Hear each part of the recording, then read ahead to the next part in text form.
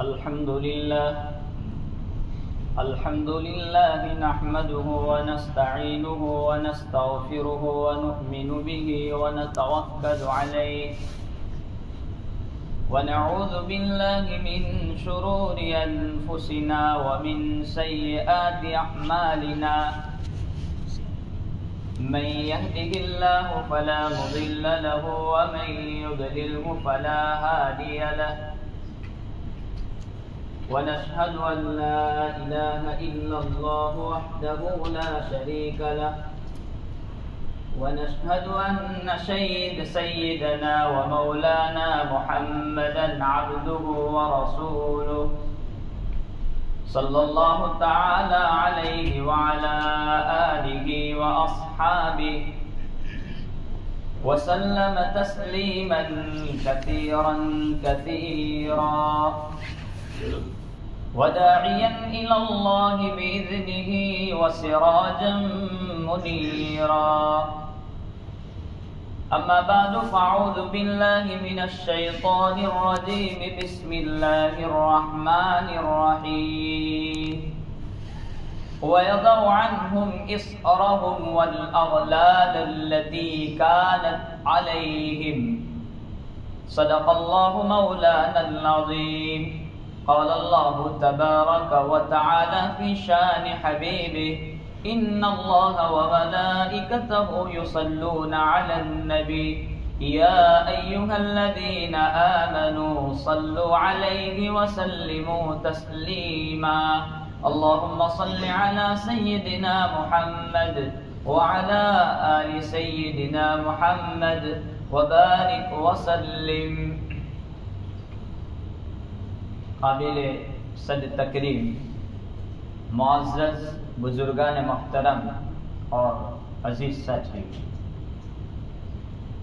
انسان فطری طور پر آزاد ہے اور انسان آزادی کو چاہتا ہے، یہ اس کا پیدائشی حق ہے. مذہب اسلام یہ بھی مذہب فطرت ہے، تو اسلام نے بھی فطرت کو باقی رکھتے ہوئے انسان کو آزادی کی ترغیبیں دی. چنانچہ قرآن کریم میں اس بات کو ذکر کیا کہ انسانوں میں کوئی اونچ نیچ نہیں ہے، کوئی بڑا اپنے آپ کو بڑا سمجھ کر کے کسی پر ظلم نہ کریں. یا ایھا الناس انا خلقناکم من ذکر و انثی، کہ او انسانوں تم کو ایک ہی مرد اور عورت ایک ہی ماں باپ سے پیدا کیا، بلکہ حضرت نبی پاک صلی اللہ تعالی علیہ وسلم کے رسالت کے بعد جب نبوت ملی نبی پاک صلی اللہ تعالی علیہ وسلم کی ذات گرامی کو، تو اللہ تبارک و تعالی نے قرآن کریم میں اس عنوان کی تائید کی وَيَضَعُ عَنْهُمْ إِصْرَهُمْ وَالْأَغْلَالَ الَّتِي كَانَتْ عَلَيْهِمْ، کہ تمہارے سروں پر جو بوجھ ہے، تمہاری گردنوں پر جو توق لگے ہوئے ہیں گردنوں میں، حضور اکرم صلی اللہ تعالی علیہ وسلم تمہیں آزاد کرنا چاہتے ہیں، وہ توق کو ہٹانا چاہتے ہیں، کیونکہ انسانیت غلامی کی چکی میں پیسی جا رہی تھی. اس کا کوئی تصور نہیں تھا شروع دنیا میں، لیکن جیسے جیسے زمانہ گزرتا چلا گیا تو طاقتور لوگ کمزوروں کو اپنا غلام بنا لیتے. کوئی مسافر تنہا گزرتا تو اس کو اپنا غلام بنا لیتے. حضرت سلمان فارسی رضی اللہ تعالی عنہ کا واقعہ بھی مشہور ہے کہ ان کو، وہ تو سفر میں تھے، وہ تو تلاش میں تھے، اسی میں ان کو غلام بنا لیا گیا، پھر بیچا گیا. تو اسلام نے اس کی ترغیب دی کہ آزادی یہ فطرت انسان کی فطرت میں داخل ہے اور انسان اللہ تبارک و تعالیٰ کی غلامی کے علاوہ کسی کی غلامی کو پسند نہیں کرتا، قبول نہیں کرتا۔ بلکہ نبی کریم صلی اللہ تعالی علیہ وسلم جب دنیا میں آئے تو یہ سلسلہ باقی تھا، اسلام نے اس کو ختم کروایا، غلامی سے آزادی کی فضیلت کو بیان کیا۔ بلکہ کچھ کفارات تو ایسے ہیں کہ وہاں پر غلاموں کو آزاد کرنے کی ترغیب دی گئی کہ تم سے کوئی گناہ ہو گیا، کوئی مسئلہ پیش آ گیا تو غلام آزاد کرو۔ تو صحابہ غلام آزاد کر دیتے یا نہیں ہوتے تو خرید کر کے آزاد کرتے کفارے میں۔ تو اسلام نے انسانوں کی غلامی کے سلسلے کو ختم کیا۔ حضور نبی پاک صلی اللہ تعالی علیہ وسلم کی ذات گرامی جب دنیا سے پردہ فرمائے تو آپ کے پردہ فرمانے کے بعد بھی صحابہ جس جگہ پر بھی گئے ہیں تو انہوں نے اسلام کی پہچان، اسلام کا تعارف، اپنا تعارف، انٹروڈکشن جو دیا وہ یہی دیا ہے کہ اللہ ابتعثنا، کہ اللہ تبارک و تعالیٰ نے ہم کو بھیجا ہے، لنخرج من عبادت العباد، کہ ہم لوگوں کو لوگوں کی غلامی سے نکالیں، بندوں کو بندوں کی غلامی سے نکالیں، الی عبادت اللہ عز وجل، اللہ تبارک و تعالیٰ کی غلامی کی طرف۔ ربعی ابن عامر رضی اللہ تعالی عنہ نے رستم کے دربار میں یہ جملہ کہا تھا۔ تو کہنے کا مطلب یہ کہ آزادی یہ انسان کا فطری حق ہے، اس کا پیدائشی حق ہے۔ سب سے پہلے آزادی کی لڑائی لڑی حضرت موسیٰ علیہ السلام نے کہ بنی اسرائیل کو قبطیوں نے، فرعونیوں نے اپنا غلام بنایا تھا۔ تو سب سے پہلے آزادی کی مہم حضرت موسیٰ علیہ السلام نے چلائی۔ ہمارا یہ ملک بھی بڑی لمبی داستان ہے کہ انگریز یہاں پر آئے اور یہ جو 15 اگست ہم مناتے ہیں، ہمیں سب کچھ یاد ہے، لیکن ہمیں اپنے بزرگوں کا اتہاس یاد نہیں ہے، ہمیں اپنے بزرگوں کی تاریخ یاد نہیں ہے کہ مسلمانوں نے، ہمارے بڑوں نے، ہمارے اگلوں نے یہ آزادی کی لڑائی کیوں لڑی اور کیوں اس میں کودے۔ وجہ یہ تھی کہ ہم آسانی کے ساتھ مذہب اسلام پر عمل پیرا ہو سکے۔ لیکن افسوس ہے، کسی شاعر نے کہا، پتا پتا بوتا بوتا حال ہمارا جانے، پتا پتا بوتا بوتا حال ہمارا جانے ہے، نہ جانے جانے نہ جانے گل بھی نہ جانے، باغ تو سارا جانے۔ پھول سے مراد، گل سے مراد ہم ہیں کہ ملک ہندوستان میں رہنے والے سب لوگ یہ گل ہیں ہم نہیں جانتے، لیکن یہ یہاں کا چمن، یہاں کا گلستہ، یہاں کا پتا پتا ساری چیزیں جانتی ہیں کہ مسلمانوں نے اور ہمارے اگلوں نے، بڑوں نے کیا قربانیاں دی۔ ہم بھول گئے ہماری تاریخ، ہمارا اتہاس۔ تو انگریز یہاں پر آئے، وہ داستان بڑی کڑوی ہے، میں اس کو مختصر ذکر کر دوں ایک ہی جملے میں کہ جب تک 800,000 سال اس ملک میں مسلمانوں نے حکومت کی، وجہ یہ ہے کہ جب تک ہمارے اندر لائقات، حکومت کرنے کا جو سلسلہ جو ہونا چاہیے وہ ہمارے اندر باقی رہا، وہاں تک ہم باقی رہے حکومت پر، اور جس دن ہم نے اپنے آپ کو آپے سے باہر کر دیا تو ہمارے ہاتھوں سے حکومت چھین لی گئی۔ قرآن کریم کہتا ہے ان الارض یورثها، کہ زمین اس کا وارث ہم آپ کو بنائیں گے نیک لوگوں کو، جبکہ وہ اس کی اطاعت میں باقی رہیں گے۔ انگریز آئے، آہستہ آہستہ وہ آگے بڑھتے رہے اور لوگوں کو، ہندوستانی لوگوں کو اپنی غلامی میں لینا چاہے۔ سراج الدولہ نے 1757 میں اس کو محسوس کیا کہ ہم لوگ غلامی کی طرف جا رہے ہیں، تو پلاسی کے میدان میں 1757 میں سب سے پہلے سراج الدولہ نے اس مہم کو اٹھایا، لیکن کیا کریں، اپنوں کی ہی غداری کی وجہ سے 1757 میں وہ شہید کر دیے گئے۔ یاد رہے اس کا سیاست سے کوئی تعلق نہیں ہے، یہ ہمارا اپنا حق ہے، آزادی، اس کو جاننا چاہیے۔ حضرت جی مولانا یوسف صاحب رحمت اللہ علیہ فرمایا کرتے تھے کہ ہمیں سب سے پہلے ہماری کھیتی کو اپنوں نے کاٹا، پھر کٹی کٹائی کو دوسروں نے کاٹا۔ 1757 میں سراج الدولہ شہید ہو گئے۔ تاریخ لمبی ہے، میں مختصراً اشارے کرتے چلوں۔ اس کے بعد سلطان ٹیپو شہید رحمت اللہ علیہ، یہ جو ان کا فوٹو بتلایا جاتا ہے بغیر داڑھی کے، اصل میں وہ نہیں ہے۔ حضرت مولانا حسین احمد مدنی نور اللہ مرقدہ لکھتے ہیں وہ وقت کے کتب اور ابدال کے سردار تھے۔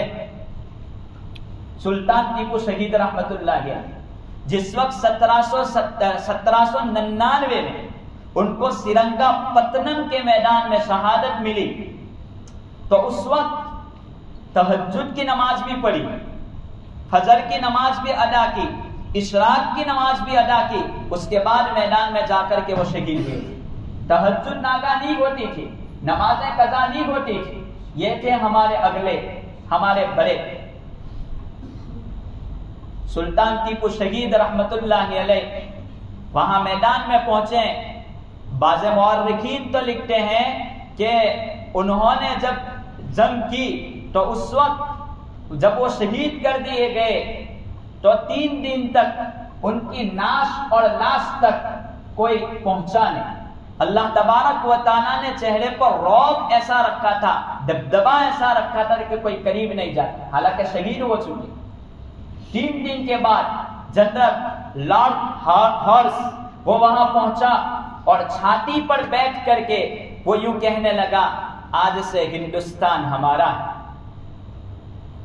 تو گردنیں مسلمانوں نے کٹوائی ہیں اس ملک کی آزادی کے لیے۔ جب بھی گلستان کو ضرورت پڑی سب سے پہلے گردنیں ہماری ہی کٹی، جب بھی گلستان کو ضرورت پڑی سب سے پہلے گردنیں ہماری ہی کٹی، پھر بھی کہتے ہیں یہ اہل چمن، یہ چمن ہے ہمارا تمہارا نہیں۔ ان کی شہادت کے بعد یہ مہم وہ لوگ آگے بڑھتے گئے، سرنگا پٹنم سے اب دہلی کی طرف گئے۔ تو شاہ عبدالعزیز محدث دہلوی رحمت اللہ علیہ نے اس خطرے کو محسوس کیا کہ ہم غلامی کی طرف جا رہے ہیں۔ تو سن عیسوی 1806 میں شاہ عبدالعزیز محدث دہلوی رحمت اللہ علیہ نے قبرستان میں بیٹھ کر کے ایک فتویٰ لکھا فارسی زبان میں۔ اس وقت فارسی زبان ہندوستان کی، یہاں کی نیشنل لینگویج یہ فارسی زبان تھی، راشٹریہ بھاشا۔ یہ فتویٰ فارسی میں لکھا کہ بھئی ہم آزادی غلامی کی طرف جا رہے ہیں، اس ملک کو آزاد کرنا ہمارا فریضہ ہے، 1806 میں۔ اس کے بعد پورے ملک میں 1857 تک یہ آگ لگ گئی کہ بھئی ہم غلامی کی طرف جا رہے ہیں، تو سارے مسلمان اور سارے ہندوستانی کو یہ بیدار کیا گیا کہ ہمیں اس غلامی سے، انگریزوں کی غلامی سے اپنے آپ کو آزاد کرنا ہے۔ 1857 میں ایک پنڈت میوارام گپتا، ہندو ہے، اس کتاب کا لیکھک، اسلام کے مجاہدین، مسلمان مجاہدین کتاب کا نام۔ وہ پنڈت میوارام گپتا یہ لکھتے ہیں کہ 1857 میں 55,000 علماء کو پھانسی دی گئی اس لڑائی میں۔ 55,000 تو علماء تھے اور 5 لاکھ مسلمانوں کو پھانسی دی گئی، اور وہ دہلی سے لے کر میرٹھ تک کوئی ایسا درخت نہیں تھا کہ جہاں پر پھانسی کا پھندا نہ لٹکتا ہو۔ ان پھانسی کے پھندوں پر مسلمانوں کو جو بھی داڑھی ٹوپی والا دکھے، جو مسلمان دکھے، ان کو لٹکایا گیا، کیونکہ ان کو یہ خطرہ تھا کہ مسلمان آزادی کے بغیر نہیں رہ سکتے، تو سارے مسلمان ایک ساتھ میں ان کو لٹکا دیا گیا۔ 5 لاکھ مسلمان ایک ساتھ قربانی دی اس ملک کی آزادی میں۔ لیکن افسوس کہ ہم اپنی تاریخ جانتے ہیں۔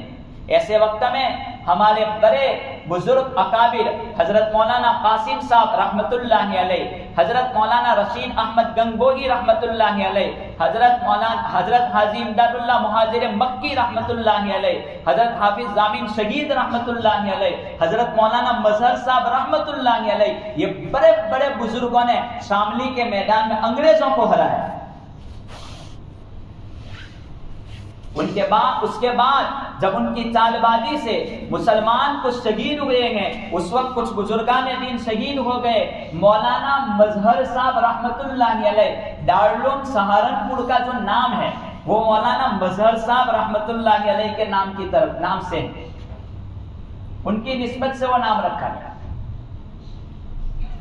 وہاں پر شہید ہو گئے تو یہ مولانا مظہر صاحب بھی زخمی ہو کر کے پڑے تھے، تو جنت سے حوریں آئی اور جنت سے حوروں نے آ کر کے سب کو پانی پلایا جتنے شہید ہو چکے تھے۔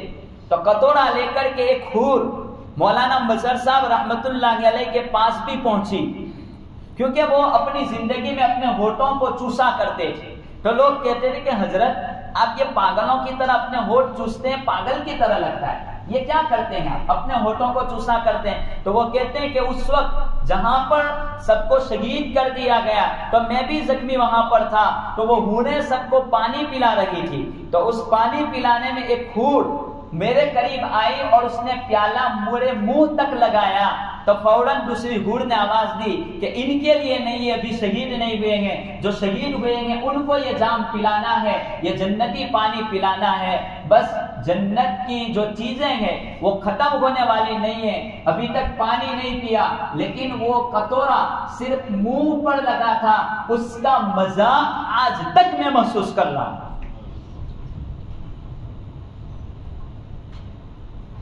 مولانا مظہر صاحب رحمت اللہ علیہ، یہ ہیں ہمارے بزرگوں کی قربانیاں۔ اور اسی طرح حضرت مولانا حسین احمد مدنی نور اللہ مرقدہ، حضرت مولانا شیخ الہند نور اللہ مرقدہ، مولانا محمود الحسن دیوبندی رحمت اللہ علیہ، ان کا لقب ہے شیخ الہند۔ حضرت مولانا محمود الحسن دیوبندی رحمت اللہ علیہ، مالٹا کی جیل میں ان کو بند کر دیا، قید کیا گیا فتوے کے مطابق کہ ہمارے غلط یہ چیزیں چل رہی ہیں۔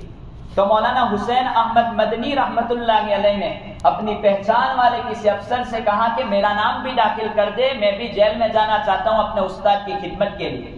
تو دونوں مالٹا کی جیل میں گئے، قید کر دیا گیا۔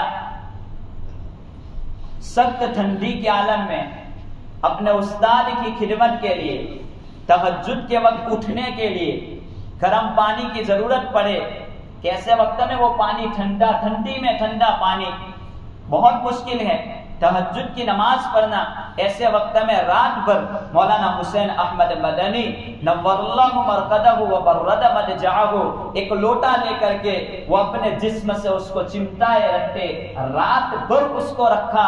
صبح کے وقت میں جب پانی طلب کیا شیخ الہند رحمت اللہ علیہ نے، وہ پانی انہوں نے وضو کے لیے دیا۔ کہا کہ حسین احمد یہ گرم پانی کہاں سے پہنچا، حالانکہ ٹھنڈی زیادہ ہے؟ کہا کہ حضرت آپ وضو کر لیجئے۔ اصرار کے بعد بتلایا کہ رات بھر یہ لوٹا میں اپنے جسم سے میں نے لگائے رکھا تھا کہ یہ پانی کچھ گرم رہے، آپ کو تکلیف نہ رہے۔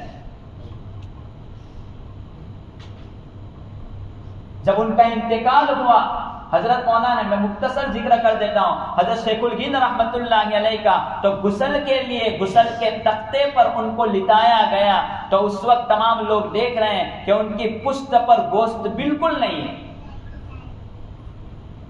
مولانا حسین احمد مدنی وہ سب وہاں موجود تھے، لوگ پوچھ رہے کیسے ہوا؟ تو حضرت مولانا حسین احمد مدنی کہتے ہیں راز کی بات ہے، لیکن اب وہ انتقال کر چکے تو میں بتلا رہا ہوں، انہوں نے مجھے بتلانے سے منع کیا تھا۔ یہ انگریز لوگ لوہے کو گرم کر کے ان کی پیٹھ پر رکھتے تھے، وہ گوشت نکل جاتا تھا، اس لیے ہڈیاں باقی ہیں۔